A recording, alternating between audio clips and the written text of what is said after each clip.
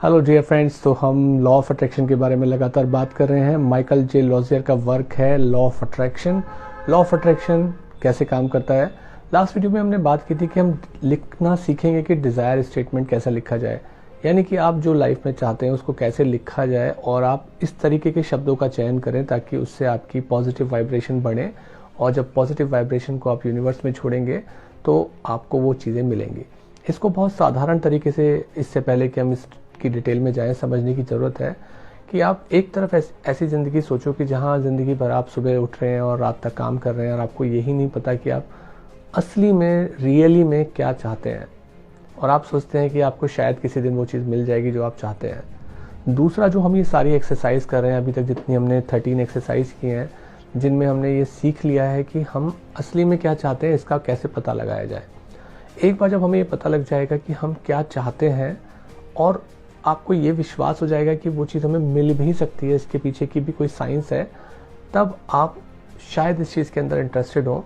तो desire statement ऐसी ही चीज़ है कि जहाँ पे हम अपनी इच्छाओं को, जो हम पहले कॉन्ट्रास्ट मेथड से, जो इससे प्रीवियस वीडियोस में हमने बात की थी कि हम सीख गए हैं कि हमें क्या क्या नहीं चाहिए, से हमें पता लग जाता है कि हमें उसके अपोजिट वाली चीज़ चाहिए होती है।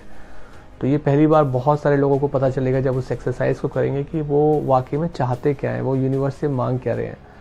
दूसरी बात आती है कि जब आपको ये पता चल जाएगा कि आप चाहते क्या हो, तो अब उसको किस तरीके से यूनिवर्स से मांगा जाए कि वो मिल जाए। आप सोचोगे कि आपको चाहिए अच्छी हेल्थ और आप बोलोगे कि I am healthy and fit, I am healthy and fit, but ये मैसेज जब यूनिवर्स में जाएगा तो वो एक झूठा मैसेज होगा, क्योंकि आप हेल्दी और फिट नहीं हो। तो वाइब्रेशन कैसी आएगी, आपको कैसी फीलिंग आएगी कि यार मैं झूठ बोल रहा हूँ खुद से कि मैं हेल्दी और फिट नहीं हूँ। तो उसके को हम किस तरीके के साइंटिफिक तरीके से, मतलब एक साइकोलॉजिकल तरीके से किस तरीके का स्टेटमेंट लिखें कि वो वाइब्रेशन पॉजिटिव निकल के जाए। तो डिज़ायर स्टेटमेंट उसी चीज़ की बात है कि हम डिज़ायर स्टेटमेंट ऐसे लिखें, और जब हम उनको रोज़ पढ़ेंगे और जब उनको रिपीट करेंगे तो हम यूनिवर्स के अंदर एक ऐसा मैसेज देंगे ताकि वो मैनिफेस्ट हो पाए। तो इसे हम बोलते हैं डेलिब्रेट लॉ ऑफ अट्रैक्शन, कि हम डेलिब्रेटली इस तरीके से चीज़ों को, नॉलेज को यूज़ कर रहे हैं कि वो चीज़ हमें मिल जाए। तो डिज़ायर स्टेटमेंट 3 स्टेप्स में होता है। पहला स्टेप होता है ओपनिंग स्टेटमेंट, जहाँ पे आप हमेशा बोलोगे कि I am in the process of attracting. आप पतले नहीं हुए हो, I am in the process of being a thinner person. तो in the process of attracting का मतलब ये हो जाता है कि आप अभी उस प्रक्रिया के अंदर चल रहे हो। तो ये एक सच स्टेटमेंट है और आपने अपना मैसेज भी दे दिया कि आप किस प्रक्रिया के अंदर जाने वाले हो। तो इससे आपको क्लैरिटी मिलती है। और जो पीछे हमने कॉन्ट्रास्ट मेथड से सीखा था कि हम क्या क्या चाहते हैं, वो अब आपको इंक्लूड करना है। तो नेक्स्ट डिज़ायर स्टेटमेंट में जो नेक्स्ट चीज़ आती है उसको हम बोलते हैं बॉडी स्टेटमेंट। मतलब मेन सारा बल्क यहीं आएगा। आई am in the process of attracting, तो पहला सेंटेंस आपको बोलना है। अब आपने लास्ट टाइम में अपनी कॉन्ट्रास्ट लिस्ट, जो हमने पुराने वीडियो में आप देखें जाके उसके अंदर, कि कैसे हमने कॉन्ट्रास्ट लिस्ट बना के अपनी इच्छाओं को जाना कि हम वाकई में चाहते क्या हैं। अब आप उनको ऐड करना शुरू करेंगे इस बॉडी वाले पार्ट में, सेकंड पार्ट के अंदर, कि आई लव।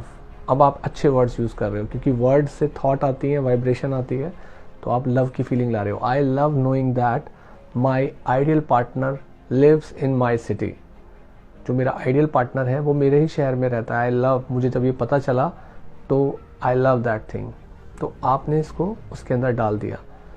फिर लिखा कि I love, second sentence, I love how it feels when I am doing a bank deposit for my business. So I am in the process of attracting this thing which I love how it feels when I am doing this. तो मतलब जो आप चाहते हैं उसको आपने body sentence में लिखा, बट आपने पहले ही बोल दिया कि I am in the process of attracting this thing, कि मेरी सिटी से कोई पार्टनर मुझे मिल जाए, उसकी प्रोसेस में मैं हूँ। मुझे इतने ज़्यादा बैंक डिपॉजिट आ जाए, उसकी प्रोसेस में मैं हूँ। आई am in the process of attracting this thing. तो जब आप एफर्मेशन में आई am in the process of attracting जोड़ते हैं और साथ में जो मेन चीज़ आप चाहते हैं उसके साथ लव या एक्साइटमेंट ऐसे शब्दों को जोड़ देते हैं, तो अब जो वाइब्रेशन निकल के आ रही है इस स्टेटमेंट की, वो पॉजिटिव निकल के आ रही है। और फाइनली जो क्लोजिंग सेंटेंस होता है उसके अंदर आपको लिखना होता है कि law of attraction is unfolding and orchestrating. जो भी मैं चाह रहा हूँ वो हो रहा है। तो जब आप सारे सेंटेंस में बोल देंगे कि I am in the process of attracting this thing, जिसके बारे में आपने अच्छे अच्छे शब्द लिखे, अच्छे शब्दों का चयन किया, और आखिर में आपने बोला कि अब इस चीज़ को पूरा करने के लिए लॉ ऑफ अट्रैक्शन अपना काम कर रहा है, ये मैंने यूनिवर्स के ऊपर छोड़ दिया है। तो इस तरीके से आपका एक कंप्लीट सेंटेंस बन जाता है। एक उदाहरण लेके चलते हैं, आई am in the process of attracting, अब क्या मनी है कि I love that much amount of money and law of attraction is now working and universe is helping me.